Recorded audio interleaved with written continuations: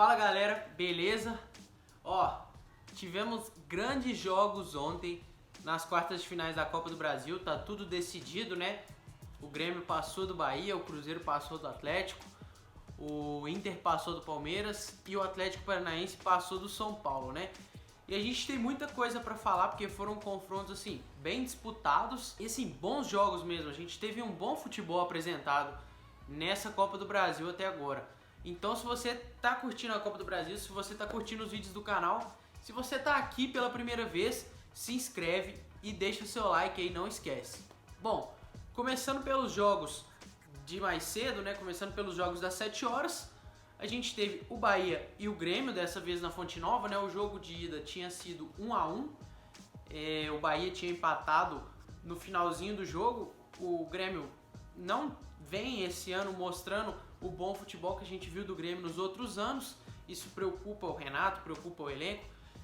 Mas agora o Grêmio conseguiu se sobressair e conseguiu ganhar do Bahia por 1-0 e voltar assim, pelo menos a ter um pouco de moral, né? Eu acredito que o Grêmio foi melhor do que o Bahia na soma total dos jogos, portanto passou, né? E o Grêmio é um time que sabe muito bem jogar a Copa do Brasil, né? Pentacampeão da Copa do Brasil e vem chegando constantemente em semifinais e finais da competição, né? Assim como o Cruzeiro, que também teve o seu jogo às 7h15, né? O Cruzeiro e o Atlético, grande clássico mineiro, talvez o grande confronto, assim, antes dos jogos a gente projetava que fosse o grande confronto da Copa do Brasil por ser um clássico regional, né? Um grande clássico aí do Brasil. E de fato foram grandes jogos, o Cruzeiro amassou o Atlético no primeiro jogo, isso aí não tem como a gente negar. Portanto, o Cruzeiro passou devido ao primeiro jogo, né? O Cruzeiro faz 3-0, dá um baile em cima do Atlético. O Atlético não conseguiu jogar naquele primeiro jogo, mas no segundo jogo o Galo até que foi bem. O Cruzeiro entrou com uma proposta de jogar ali segurando o resultado, bem Mano Menezes mesmo. E na sua proposta conseguiu fazer. Teve até um gol ontem anulado pelo VAR, que teve uma falta no início da jogada. É meio duvidoso e tal, mas tudo bem. E o Atlético, que fez 2 gols, né? Um belo gol com o Casares e um belo gol com o Patrick também. O Atlético jogou muito bem, mostra que, assim, para as outras competições, né? O Atlético bem no Brasileiro, para as outras competições tem um bom time ali, tem um bom treinador, eu gosto do treinador do Atlético. Se tivesse achado os gols mais cedo, teria mais tempo e talvez conseguiria até empatar aí o confronto, né? O Cruzeiro que sofreu muito com a falta do Thiago Neves, um jogador muito importante para a equipe, e um desfalque é sempre muito negativo, né? Principalmente do 10 da sua equipe.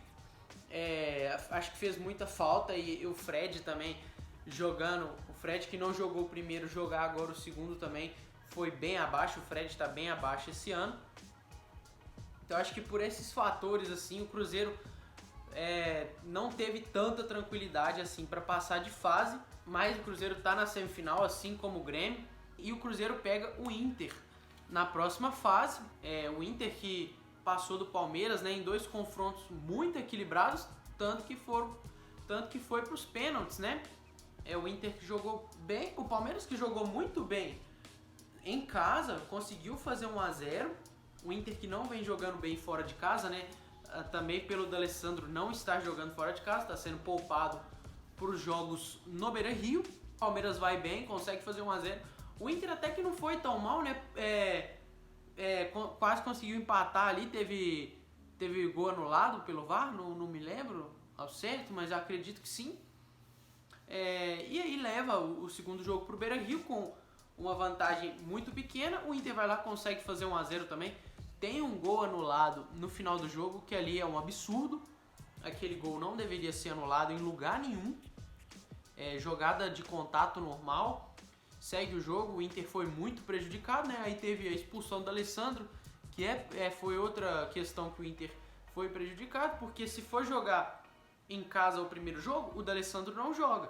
E ele ultimamente só tem jogado os jogos em casa, então já é um prejuízo duplo, né?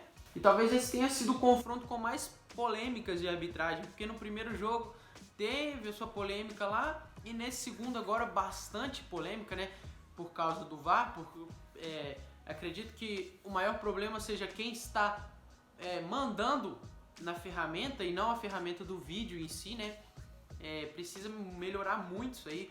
O árbitro de campo parece que está sendo muito afetado pelo que os caras estão falando no ouvido dele, né? Parece que assim que o cara chama, assim, viu no vídeo, o árbitro de campo tem muita dificuldade de negar o VAR, né?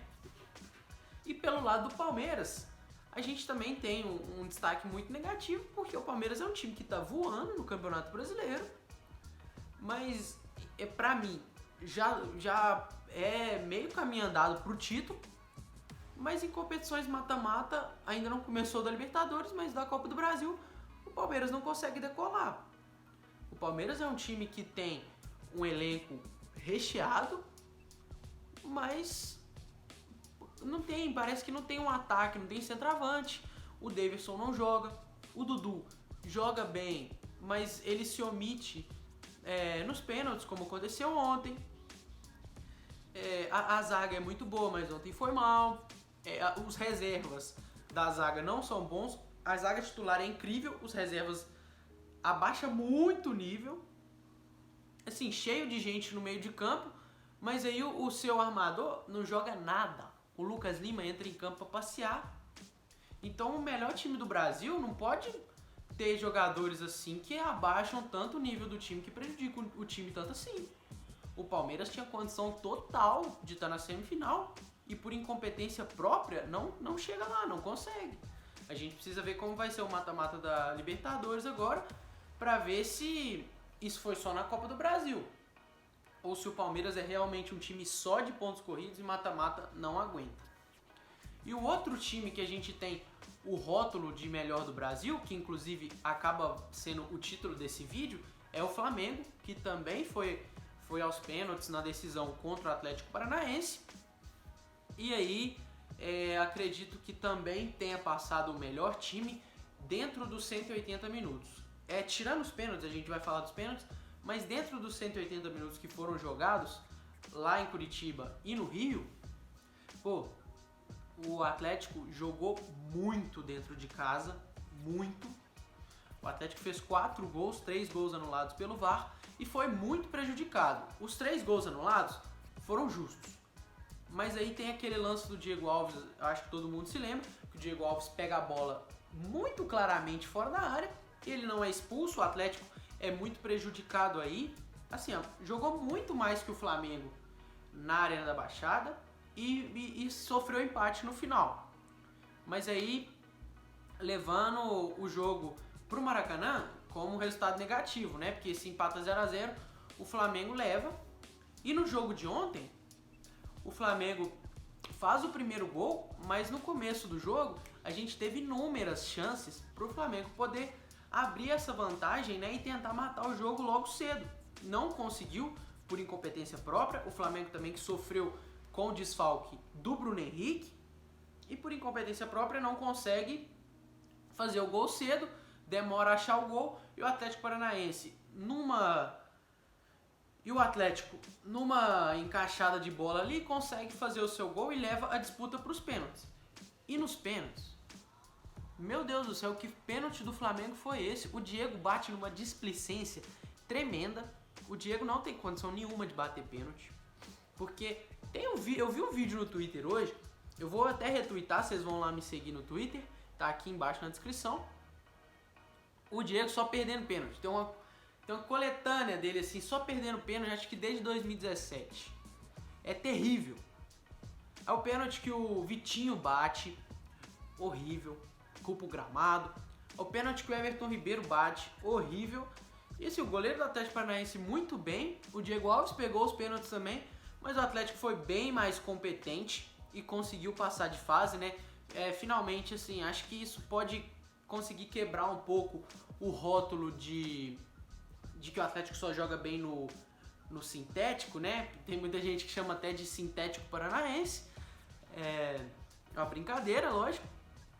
Mas isso ajuda um pouco a quebrar o rótulo. Lógico que o Atlético é evidente que joga muito bem em casa e não joga tão bem fora. Isso com certeza tem a ver com gramado, eu acho que quem joga sabe que o sintético é muito diferente da grama natural, mas isso não o Atlético é um grande time e acredito que isso não seja motivo para criticar tanto assim o time.